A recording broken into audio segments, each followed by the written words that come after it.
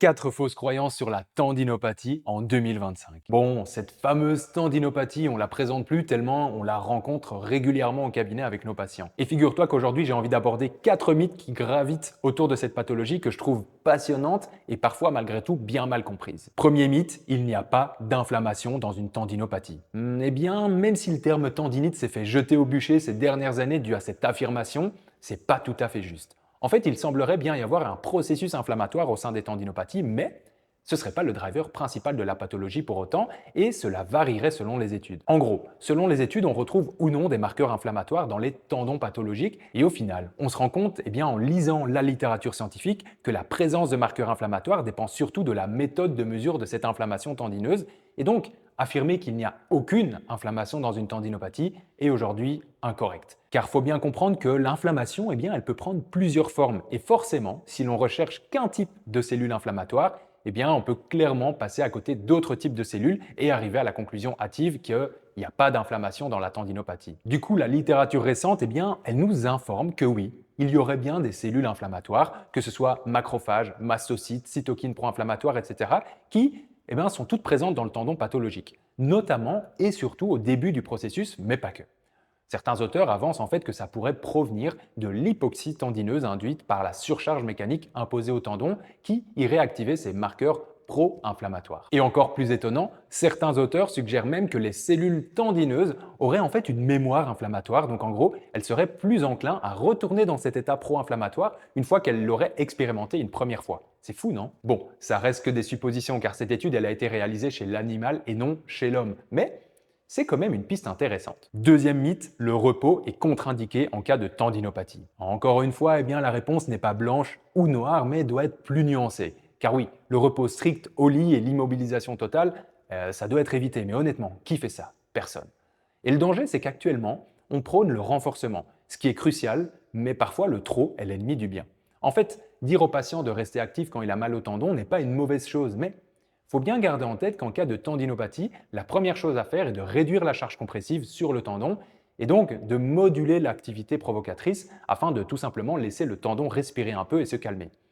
Encore une fois, ça dépend de la clinique, mais imaginons un patient ayant une tendinopathie dite réactive, donc s'étant déclaré très récemment, et associé à une grosse impotence fonctionnelle et ou des douleurs importantes, s'il continue de forcer dessus, ça risque de mal se passer et donc forcément, avec ce type de présentation clinique, oui, le repos relatif et la gestion de la charge sont essentiels et ça sert bien souvent à rien d'aller surstimuler le tendon, du moins temporairement. Par contre, face à un patient traînant une douleur tendineuse depuis quelques mois, là, on pourra souvent se permettre d'aller titiller un peu plus le tendon car les chances qu'il ne soit plus en phase réactive sont assez basses. Mais pas impossible, attention, parce qu'on sait aujourd'hui que, on peut avoir une tendinopathie réactive sur une tendinopathie dégénérative. Bon, ça devient un petit peu complexe, au pire on abordera ça dans une autre vidéo. Dis-le en commentaire si jamais ça t'intéresse qu'on aborde ce sujet. Troisième mythe, l'excentrique est la meilleure modalité.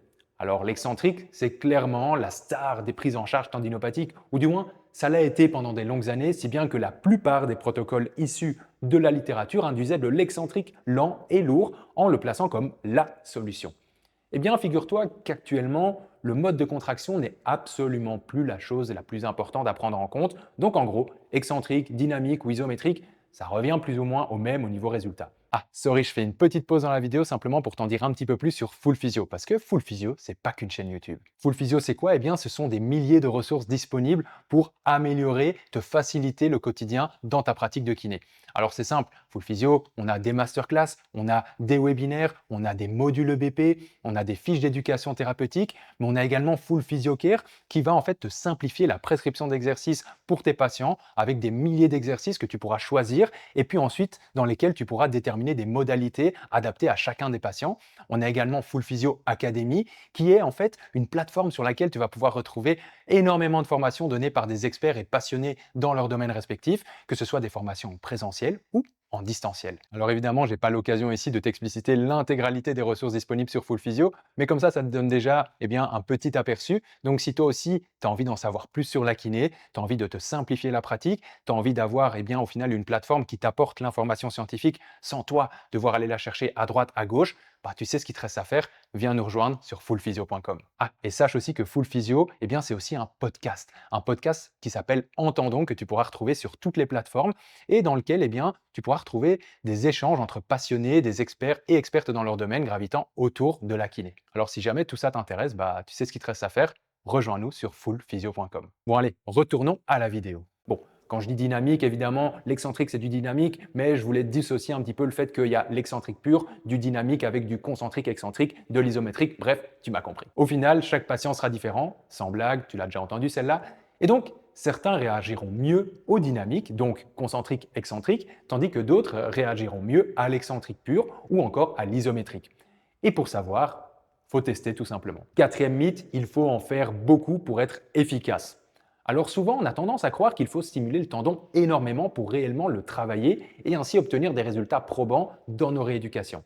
C'est pas totalement vrai. Comme je l'ai déjà dit, le trop est l'ennemi du bien. Et ce proverbe est souvent vrai en rééducation. Personnellement, quand j'ai commencé ma carrière de kiné et qu'un patient se présentait avec une tendinopathie, bah, je le matraquais d'exercices pendant toute la séance en me disant que de cette façon, j'allais vraiment maximiser l'effet sur le tendon. En fait, retiens que quand tu stimules le tendon, petit à petit, exercice après exercice, répétition après répétition, il atteint progressivement un taux de stimulation maximale qui induit qu'à partir d'un moment, bien qu'il soit stimulé, eh bien, il ne réagira plus davantage aux stimulations en post-séance. En gros, il y a un seuil de stimulation à partir duquel stimuler davantage le tendon n'induira plus d'adaptation supplémentaire. Et cette limite, elle sera atteinte après seulement quelques minutes de stimulation. Ce qui est plutôt cool car ça signifie que rien qu'avec un ou deux exercices bien choisis, tu peux déjà obtenir des bonnes adaptations tendineuses chez tes patients ou tes patientes. Et j'en profite pour faire un petit aparté. On sait aujourd'hui aussi que la structure, donc l'état du tendon, est assez décorrélé de la clinique. Donc ici, je te parle beaucoup de structure et du fait qu'on peut remodeler le tendon, mais sache évidemment que ton patient peut avoir un tendon dégénéré et très bien se porter et inversement. Donc structure n'est pas égale à douleur. Bon, pour revenir au point sur la stimulation, ça ne signifie pas que tu dois te limiter à un exercice par séance, mais plutôt que tu dois privilégier des exercices stimulant spécifiquement le tendon en début de séance quand ton patient est frais et capable d'y mettre une grosse intensité. Car oui, il faut bosser avec des charges lourdes, idéalement, mais ça, on en reparlera. Et ça signifie aussi que c'est inutile d'aller faire à ton patient 40 séries d'un exercice, parce qu'après les 5 premières, il aura probablement déjà atteint un certain seuil de stimulation. Et il entrera dans ce que l'on appelle la période réfractaire. Pour te donner un article sur le sujet, eh bien, par exemple, Kate Barr dans ce papier, eh bien, il suggère qu'après 10 minutes de stimulation, le tendon deviendrait réfractaire aux stimuli mécaniques. Donc en gros, il n'y réagirait plus aussi bien, voire plus du tout, et il recommande de laisser minimum 6 heures entre deux périodes de stimulation tendineuse. Mais attention, l'étude a été faite in vitro, donc ça ne reflète pas du tout toute la complexité environnementale de la vraie vie, et donc ces résultats doivent être toujours pris avec précaution malgré tout.